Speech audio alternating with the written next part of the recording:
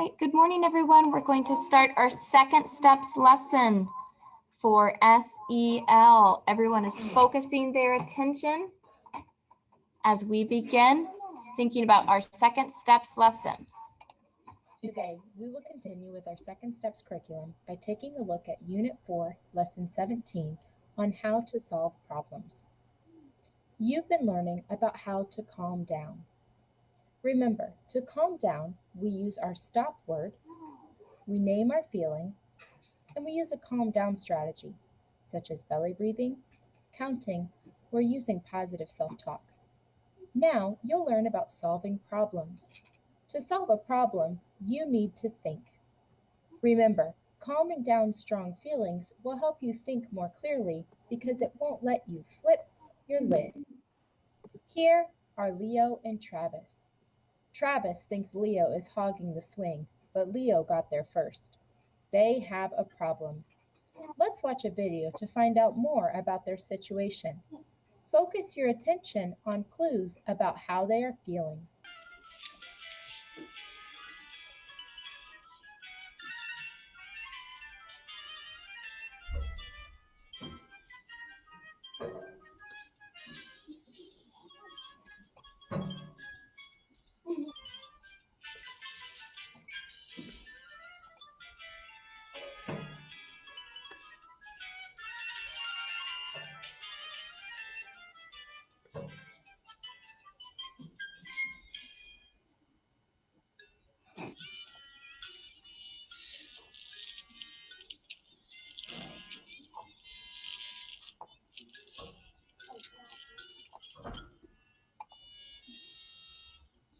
My old playground.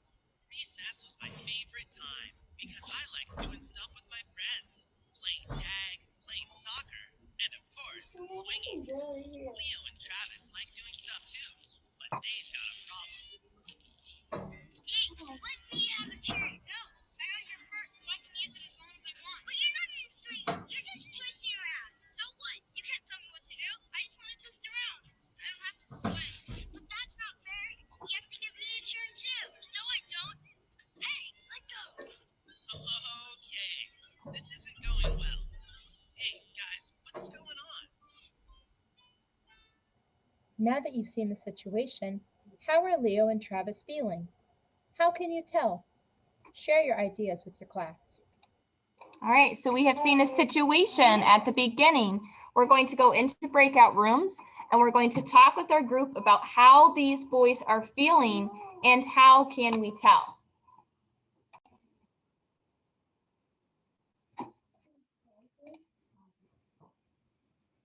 Leo and Travis are feeling irritated, upset, and frustrated.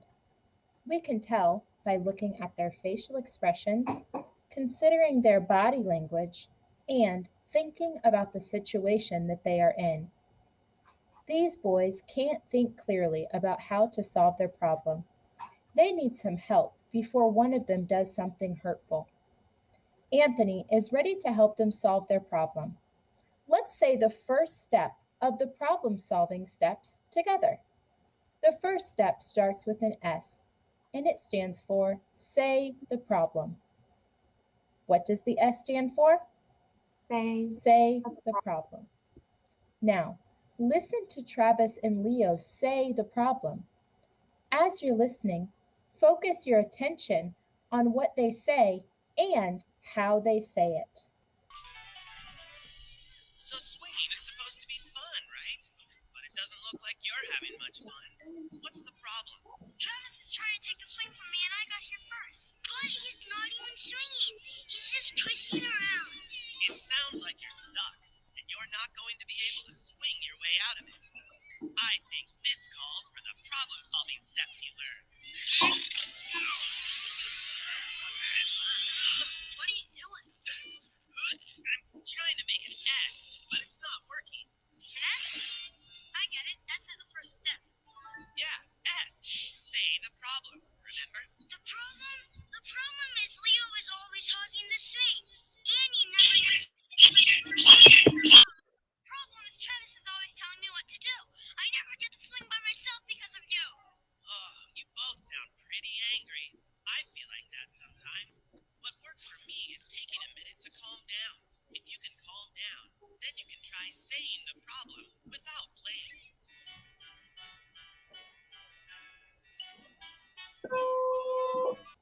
Here is the image of what the boys said in the video. What does Travis say? Travis says, "He always hogs the swing, and he never uses it for swinging." Does he sound respectful? No. What about Leo? What does he say? Leo says, "He always tells me what to do." Does Leo sound respectful? Definitely not. When we use words that blame others, we sound disrespectful in our tone of voice. It blames the other person or makes it the other person's fault. Words like you, always, or never can be blaming words. Phrases like because of you or you made me are also examples of blaming language. Blaming language is not respectful and it can make others angry. It also makes it difficult for us to accept our responsibility for contributing to the problem. So in the example, we saw that two boys were having an issue at recess. They were having an issue over the swing. And then when they were asked to say what the problem is, they used blaming words. Travis said he always hogs the swing and never uses it for swinging. Then Leo said he always tells me what to do. Both boys are using blaming words, which is not always helpful. So today we're going to talk about how can you say what the problem is without blaming somebody else. When there's a problem, it's okay to use a calm down strategy. It's okay to tell yourself, I feel angry or upset. But then what? What are you supposed to do? Are you supposed to just blame the other person? Let's keep learning about what you're supposed to do so that we don't use blaming words and blame other people. It's hard to solve problems when you're angry. Right now, Travis and Leo are angry. How can they calm down to solve the problem? We know that the boys need to stop, name their feeling, and use a calm down strategy. Once they're calm, they can try to say the problem without blame. Think about how you would say the problem. Let's watch to see if you would say the problem the same way that Leo and Travis choose to say the problem now that they've calmed down. When you calm down, I know you'll be able to solve your problem. Start by using your stop signal. Then, name your feelings. Chillax. I'm feeling super mad. Cool it. I feel angry. Okay, good start. You've named your feelings, so let's do some belly breathing to calm down. Then, you can work on solving the problem.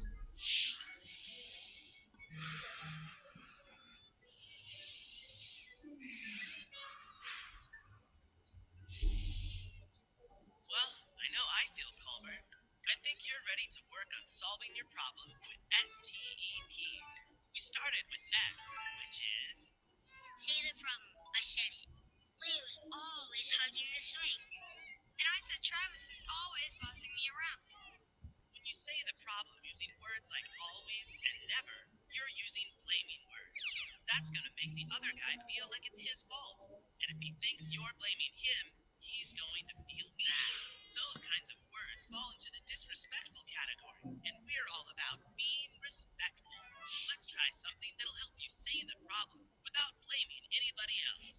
Travis, tell us what you want or need. I want to turn on the swing. And what do you want or need, Leo? I want to finish my turn on the swing. So if we put both of those wants together, we can say the problem without blaming. The problem is you both want to use the same swing. Yeah, and I want to twist around on it. Travis wants to swing, but I don't. So now what? After calming down, Leo and Travis say the problem without blaming each other. Now they're ready to use the next problem solving steps. Next week, we'll see what those steps are and how Travis and Leo use them to help solve their problem. Today, you're going to practice identifying blaming words inside of statements. I'll model one for you, and then you'll complete some on Seesaw. We read a scenario today where Travis and Leo are arguing over the swing. Travis says, "You're always hogging the swing." Always seems like a blaming word, and I don't think it's true. There are plenty of times in his life when he's not on the swing, but Travis makes a statement that makes that seem untrue. He also says, "you." Instead of focusing on his own issue, Travis chooses to put the blame on someone else. Then we hear Leo respond, "I never get to swing by myself because of you." Never is a blaming word. It's also an absolute that isn't true. The statement "because of you" also puts the blame on Travis instead of him expressing his problem himself. So our blaming words are always, never, and because of you. Today on Seesaw, you will practice saying the problem without the blame. You'll do this by removing the blaming words from a statement and identifying them as problematic. Your teacher will go over the directions with you. All right, so we're going to find our task on Seesaw together. All students can join me on Seesaw, clicking Activities, Assign to Class. We are doing SEL, light blue.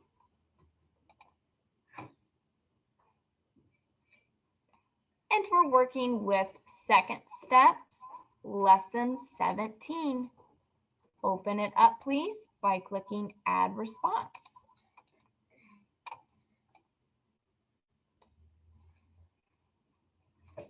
Slide number 1 is the example that Mrs. Sousa just did for us. Here's the situation. Travis and Leo are arguing over the swing. Travis says, "You're always hogging the swing." When he uses the word always, he's blaming Leo. When it's Leo's turn to say the problem, he says, "I never get to swing by myself because of you." Those are both bad examples of blaming words. We don't want to say words like always, never, or because of you. Let's go to slide 2 together. Click on slide 2. Here we have a new scenario. Let's do this one together. Our scenario says Debbie and Tabitha are arguing about who gets to go first on the slide. So imagine you're at recess.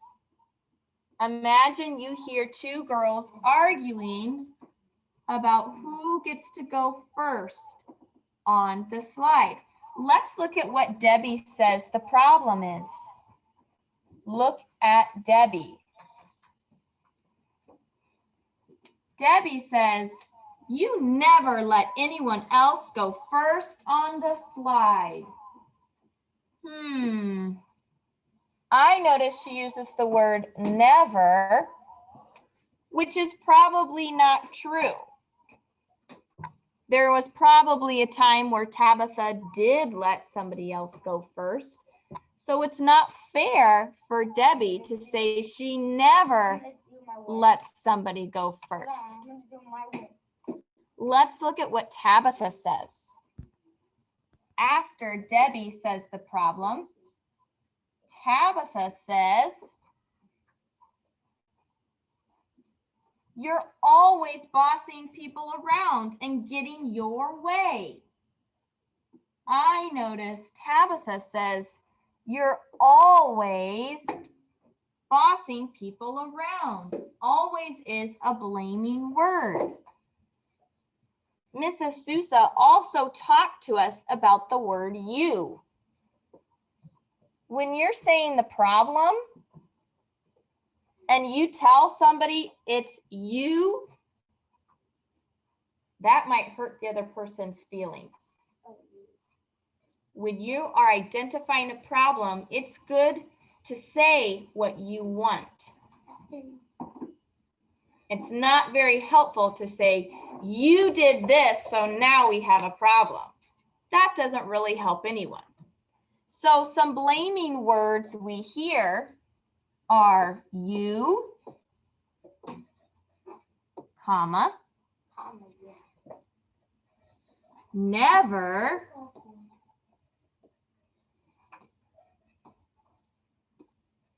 comma, and always. These are some words that are blaming words. They are not going to help you when you have a problem.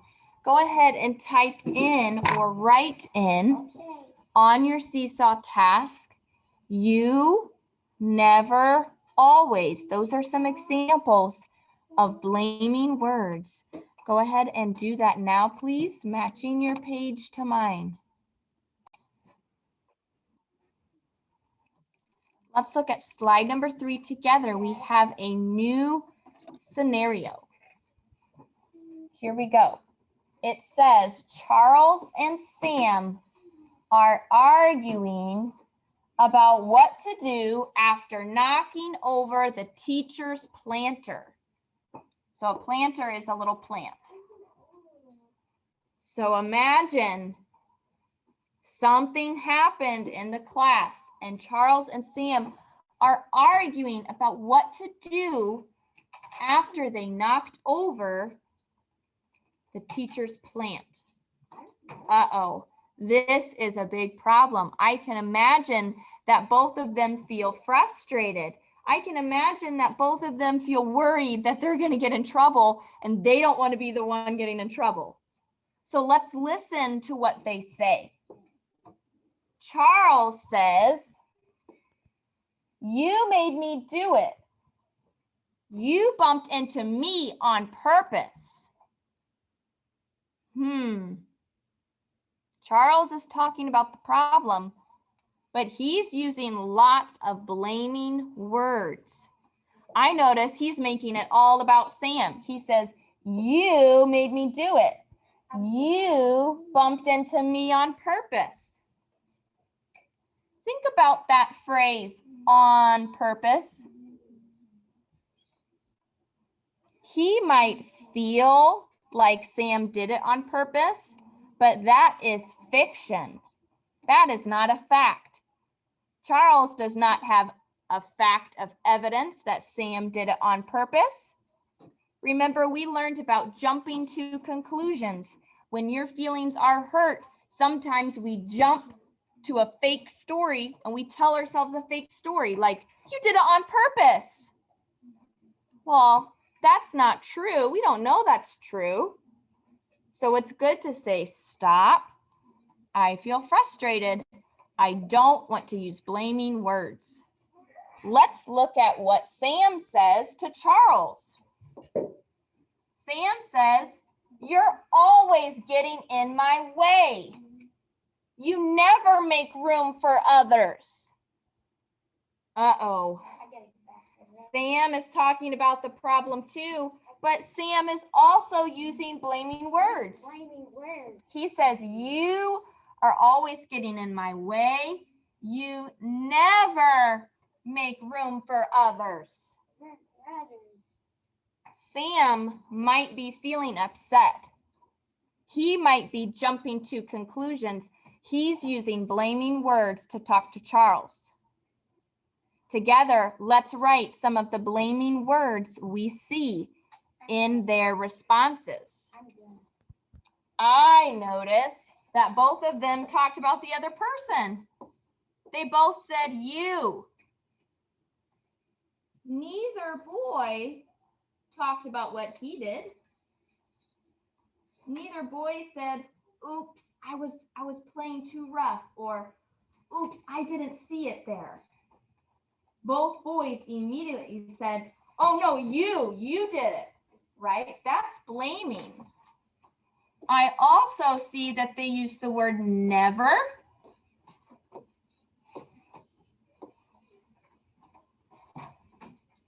And Sam also said, always. When we use these words, we're taking the problem and making it bigger. When we use these words, we're only going to hurt the other person. And then it's harder to figure out how to work together. Go ahead and record your blaming words on your seesaw task.